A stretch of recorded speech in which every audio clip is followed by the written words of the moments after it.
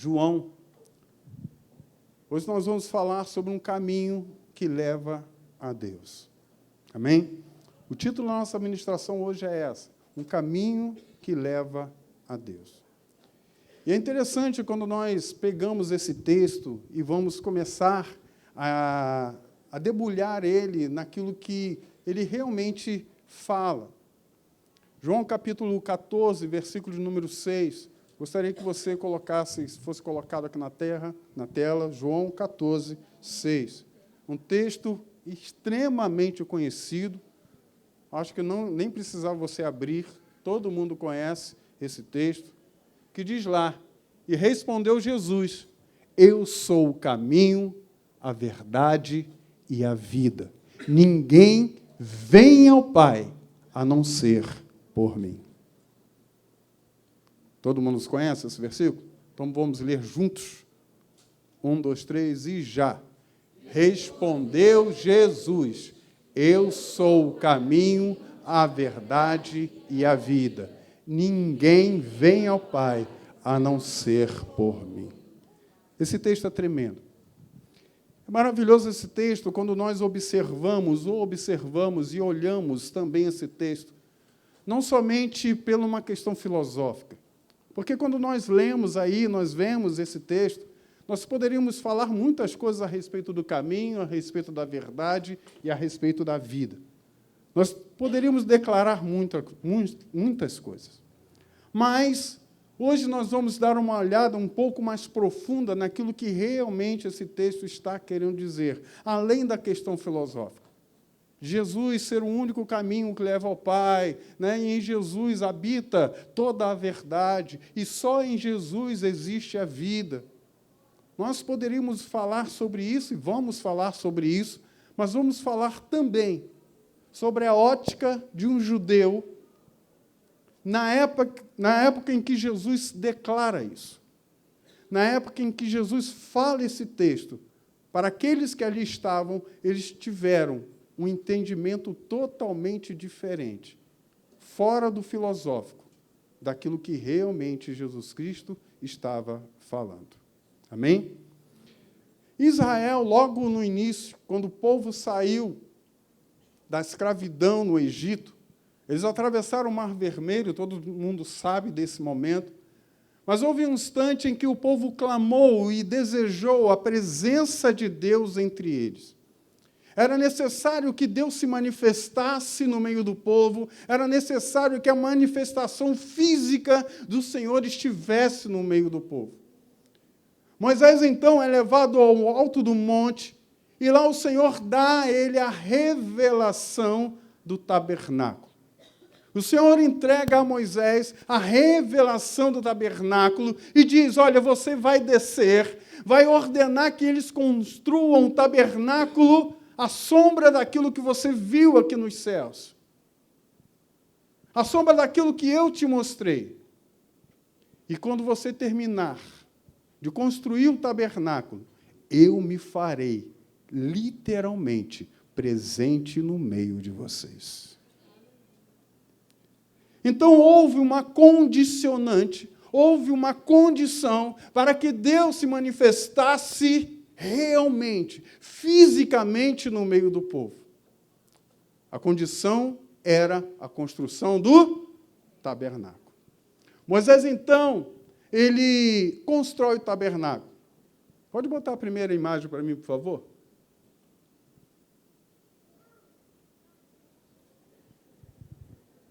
Essa é a imagem do tabernáculo. Claro que nós não temos a certeza absoluta como ele era, porque nós não temos fotos daquela época. Não tinha, Moisés não apareceu assim na frente do tabernáculo tirando uma selfie, né? Ele não fez isso, então nós não temos a ideia certeira de como era, mas é basicamente isso aí. O tabernáculo ele era dividido em 3 partes. Nós tínhamos a primeira parte, que é aquela parte onde estão os sacerdotes, onde existem aqueles animais, existe o altar ali do holocausto, logo depois uma bacia de bronze. Aquele local é chamado de átrio. Todo mundo que tinha algum pecado, ou quisesse se achegar a Deus, ele chegava primeiro neste local, o local chamado átrio. E ali nós tínhamos dois objetos extremamente importantes. Nós tínhamos o altar do sacrifício, onde o animal ele era sacrificado naquelas mesas ao lado, e logo depois o sangue desse animal e algumas partes deles eram colocadas ali, no altar do sacrifício, aquele local onde está em fogo, em brasas. E ali a parte do animal era consumida pelo fogo. Existem muitos detalhes nesse local, porque existe uma revelação a respeito disso. Existe uma revelação por cada parte desse tabernáculo. O primeiro, o altar do sacrifício, ele apontava para alguém, apontava para um momento, apontava para um instante. E esse instante é a cruz do Calvário. E é interessante que você vê que ao lado, para chegar nesse altar do holocausto, existia uma rampa. Você deu para perceber ali que tem uma rampa para você chegar lá? Não era uma escadinha, era uma rampa. E essa rampa ela tinha uma inclinação tal que ninguém conseguia chegar nela em pé. Para você chegar no altar do holocausto, era necessário você se ajoelhar e se agachar e se arrastar até chegar no altar do holocausto. Como o altar do holocausto simboliza a cruz de Cristo, o que o Senhor está querendo dizer ali, que para se chegar na cruz do Senhor, é necessário se humilhar, é necessário se colocar de joelhos, é necessário se colocar na posição daquele que precisa, e não daquele que vai dar. Amém? E é claro, queridos, é óbvio, que o nosso objetivo, o objetivo de cada um de nós, é chegar num lugar especial. Porque logo depois desse momento do altar do sacrifício, existe a bacia de bronze, que ela tem uma função. Todos nós sabemos que é necessário passarmos pelo altar do sacrifício, é necessário passarmos pela cruz. Mas uma coisa acontece, eu tenho certeza aqui, eu acho que não sou só eu, depois do dia que eu passei pela cruz, no dia que eu passei pelo altar do sacrifício, onde os meus pecados foram lavados, consumidos pelo Senhor, eu ainda continuo pecando, eu ainda continuo errando. Sou só eu ou todo mundo aqui? Amém. Glória a Deus. Pensei que estivesse sozinho. Então, todos nós passamos por isso. Mas, para nos chegarmos ao lugar santo, é necessário que os nossos pecados sejam constantemente lavados, purificados. E é nessa bacia de bronze que acontece isso. É nesse momento em que o sacerdote que quer chegar no Santo dos Santos, ou sumo sacerdote que quer chegar do lado de lá, entrar naquela casinha que ali está, ele tem que lavar as suas mãos, lavar os seus pés, na bacia de bronze, simbolizando que Jesus Cristo, o nosso advogado, está à direita do Deus Pai Todo-Poderoso, a cada dia nos purificar de todos os nossos pecados. Amém? E a partir desse momento, nós entramos no lugar santo. Entramos no tabernáculo propriamente dito. Porque esse local onde temos aquela cerca branca e aquela porta ali à frente é chamado átrio. Mas agora vamos entrar no tabernáculo. Bote a segunda imagem, por favor. Esse local é o local que nós chamamos de tabernáculo, propriamente dito. Ele tem essa entrada onde nós temos aquelas 5 colunas à frente. Então, este local é chamado lugar santo. Mas existe lá dentro um outro espaço, que é chamado Santo dos Santos. Aquele local é extremamente especial e é lá que o Senhor vai nos conduzir essa noite. Tudo aquilo que nós estamos falando é só para você entender o que Jesus Cristo quis dizer para os seus discípulos naquele momento. Então, eles entram por este local, pelo lugar santo, e lá eles encontram 3 elementos especiais. No lugar santo, eles encontram, quando entram, na sua direita, a mesa dos pães asmos, que é aquele elemento ali, aquela figura que está no centro ali do lugar santo. À frente deles se encontra outro elemento, que é o altar do incenso. Tá? O altar do incenso. E do lado esquerdo, nós encontramos aquela grande menorá, aquele grande castiçal que tem 7 pontas. Cada um deles também tem um símbolo. E todos eles apontam para quem? Jesus. Os pães asmos falam de um pão sem fermento. Um pão que não precisa ser acrescentado nada. Em si, ele já é totalmente perfeito. Amém? E isso fala do pães asmos, que somente os sacerdotes podiam comer dele. Somente os sacerdotes podiam consumir aquele pão que ali estava. Na frente existe o altar do incenso, que tem uma característica totalmente interessante, porque a palavra do Senhor declara que Jesus, ele leva a nossa oração até o trono do Pai. Amém? E outra coisa muito importante, a palavra do Senhor declara que não poderia se colocar nesse altar do incenso, não poderia de forma alguma colocar nesse altar do incenso fogo estranho. O que significa isso?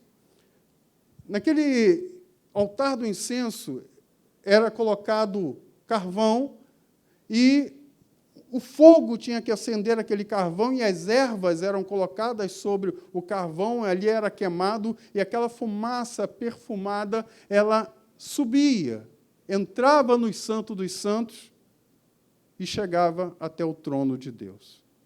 Mas esse fogo que acendia essa brasa não podia ser qualquer fogo.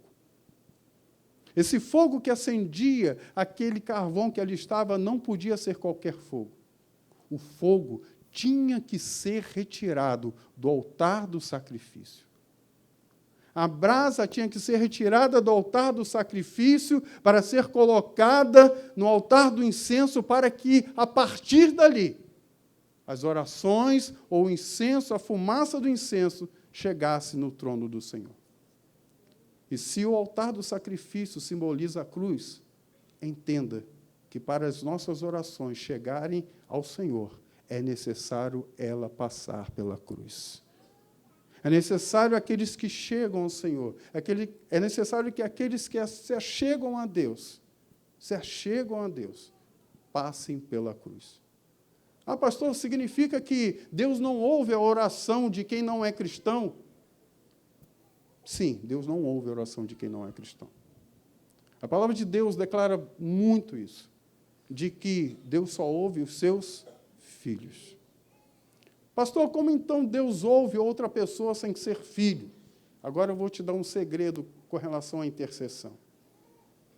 Vamos dizer que nós temos aqui Eliane, que é serva do Senhor, cristã, amém? Batizado nas águas, no Espírito Santo, show de bola, tá? E temos aqui Gordinho, Vitor, tá?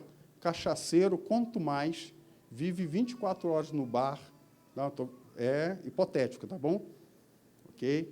Mas vamos lá dizer que Vitor tomou todas, chegou em casa se arrastando, quase não conseguiu botar a chave na porta para abrir, de tão bêbado que ele estava. Tá? Não tem ninguém aqui que fez isso durante a vida, não, né? Amém? Não fala nada, tá? Fica quietinho. Mas vamos dizer que Vitor chega lá em casa, na casa dele, trêbado. Abriu, se ajoelhou lá diante da cama e clamou ao Senhor: Senhor, não consigo mais. Essa cachaça está me matando, Senhor. Me liberta dessa porcaria, dessas águas amargas. E Deus está ouvindo a oração dele? Sim ou não? Não. Ouvindo no sentido de atender, de responder. Porque ele não é filho de Deus. Mas a palavra do Senhor declara que os ouvidos deles não estão fechados. Aí sabe o que ele faz? Ele vai para Eliana e diz assim: Eliana, ora por Vitor. Ora por Vitor agora. Eliana ora por Vitor e diz assim: Senhor, eu não sei o que o Vitor está passando, eu não sei o que está acontecendo na vida do Vitor, mas vai em direção a ele neste momento. E nesse instante, o pecador, o bêbado, pecador, se arrepende e o céu se abre sobre a vida dele. Você entende como a sua oração é importante? Quando você ora por alguém que talvez não conheça Jesus, você está abrindo os céus sobre a vida dela. E o Senhor está te usando como ferramenta para abençoar aquela vida. Conforme nós fizemos aqui, conforme a Luciana falou, cada um aqui orou por uma pessoa em Israel. Cada um aqui orou por alguém em Israel. Entenda que, nesse momento, o Senhor ordenou que os céus se abrissem sobre alguém lá. E talvez o soldado daquele lá, que estava no fronte de batalha, o inimigo já estava reservando uma bala para ele. No momento da sua oração, o anjo do Senhor chegou e colocou a mão à frente, e aquela pessoa não foi morta, porque você clamou ao Senhor. Amém?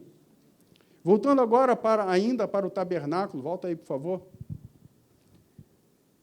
Então, a segunda imagem, por favor. Isso. E nós temos do lado esquerdo a menorá, que simboliza a presença total do Senhor. 7 pontas, 7 luzes, 7 chamas ali acesas. 7 fala da perfeição, 7 fala daquilo que é perfeito, daquilo que não precisa de mais nada, fala da completude de Deus. Então, quem chega no tabernáculo, no lugar santo, ele está ali envolto da presença de Deus, envolto da pessoa de Jesus Cristo. Mas existe um outro local, onde todos nós deveríamos, ou temos que ter o anseio de estar, que é no Santo dos Santos. Lá, no Santo dos Santos, lá tem aquela arca, chamada Arca da Aliança. A arca que nós já ouvimos falar em tantos filmes e em várias outras situações. Indiana Jones ficou perseguindo ela em algum tempo, achou, mas depois perdeu de novo.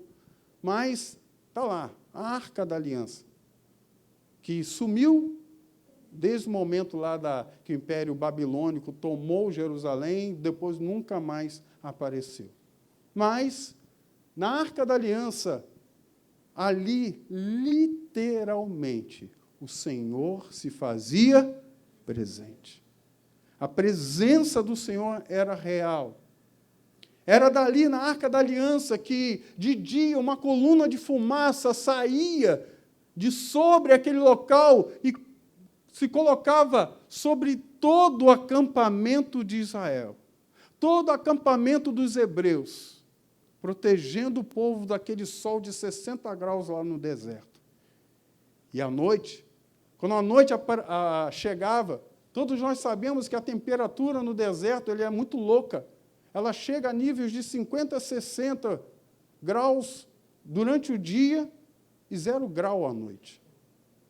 E à noite, então, quando o frio chegava, a coluna de fumaça se recolhia e uma coluna de fogo aparecia. E, da mesma forma, essa coluna cobria todo o povo hebreu. E eles eram guardados de dia e noite pela presença de Deus. Maravilha, né?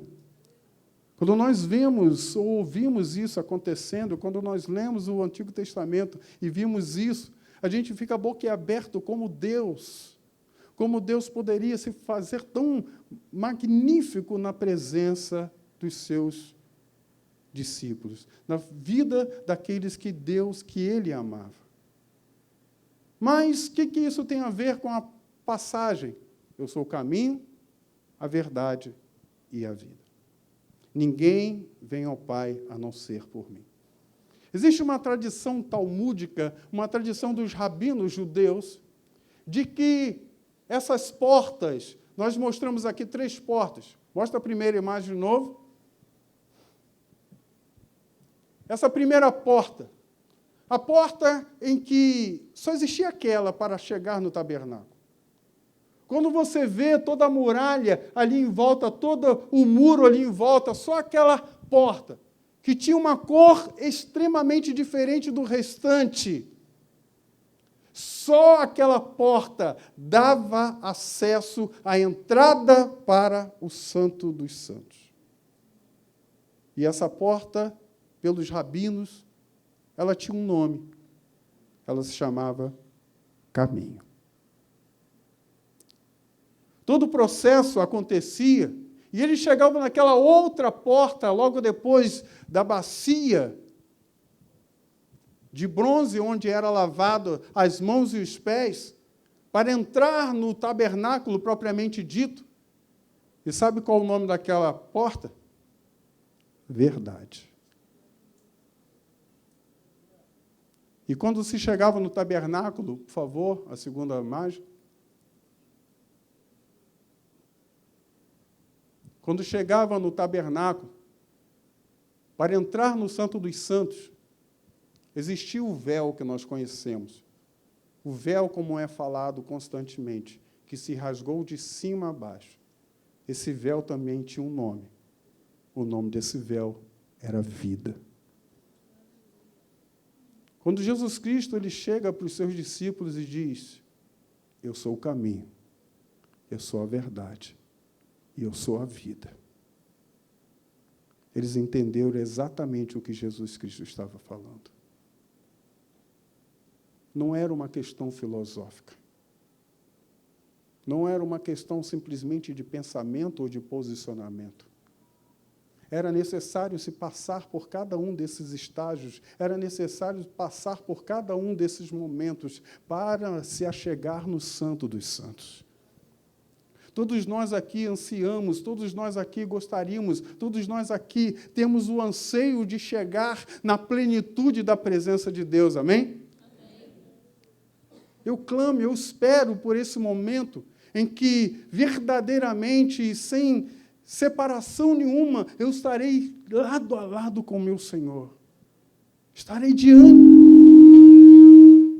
diante do meu Senhor. Isso é algo que todos nós sonhamos. Mas entenda que para chegarmos lá é necessário passarmos por Jesus.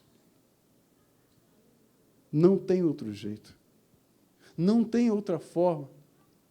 E é interessante, quando nós lemos esse texto, e o Jesus Cristo fala, eu sou o caminho, a verdade e a vida, ninguém vem ao Pai a não ser por mim. Ninguém vem ao Pai a não ser por mim. Eu acho que Jesus Cristo cometeu um erro muito gramatical, muito sério nesse momento. Porque algo interessante acontece. Jesus Cristo diz o quê? Ninguém vem ao Pai. Mas, de certa forma, o que ele deveria falar é ninguém vai ao Pai, a não ser por mim.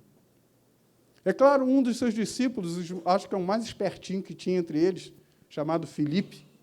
Filipe, ele vai, olha para Jesus Cristo assim, coça a cabeça e fica, Senhor, mostra-nos o Pai. Só isso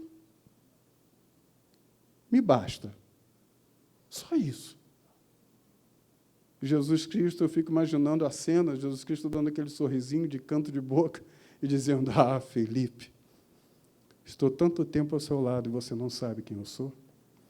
Eu e o Pai somos um. Eu e o Pai somos um. Hoje, nesse texto, o Senhor está dando uma abertura para cada um de nós. Porque lá no tabernáculo onde estava, era extremamente sacrificante o sumo sacerdote chegar lá no Santo dos Santos. O sumo sacerdote ele podia entrar no Santo dos Santos somente uma vez por ano. Mas ele tinha que usar um artifício extremamente complicado para se chegar lá. Ele tinha que chegar no Santo dos Santos sem ser visto. E como que acontecia isso? Ele acendia o incensário que ficava à frente e começava a jogar fumaça para dentro do Santo dos Santos, fumaça, fumaça, fumaça, fumaça, para que ele, ao entrar lá, não fosse visto pela glória de Deus, porque se a glória de Deus o visse, ele seria consumido instantaneamente, porque ele era um pecador. Mesmo se consagrando durante 7 dias para entrar naquele local,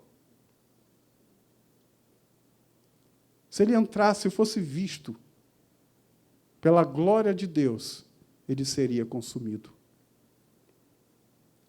Então é dito que ele jogava fumaça, e quando estava repleto de fumaça, ele colocava a pontinha dos pés para dentro do véu, para dentro da vida, que era o nome daquela porta. Olhava para baixo, e enquanto ele estava vendo a ponta dos pés, ele jogava mais fumaça para dentro. E chegava a um ponto, depois de muita fumaça, ele olhava para baixo e não via mais seus pés. Aí já estava pronto para ele entrar, amém? Não, amém não. Ele olhava para frente. Se ele visse a ponta do nariz, ele tinha que jogar mais fumaça. Porque se ele estava vendo a ponta do nariz dele, Deus com certeza também iria ver. E ele seria consumido. E ele então jogava mais fumaça, ao ponto que ele não conseguisse ver a ponta do nariz. E então ele entrava no Santo dos Santos. E aí ele oferecia o seu holocausto, ele oferecia tudo aquilo que deveria oferecer e voltava. Tudo isso com a corda amarrada na sua cintura. Vai que a glória do Senhor o vê, ele seria consumido. E eles teriam que puxar ele na corda. Na corda. Porque ninguém podia entrar lá. E entenda como entrar no Santo dos Santos era algo extremamente enriquecedor. Porque se o sacerdote tinha esse medo de entrar naquele local, é porque verdadeiramente a presença de Deus se fazia ali. Mas alguns anos depois,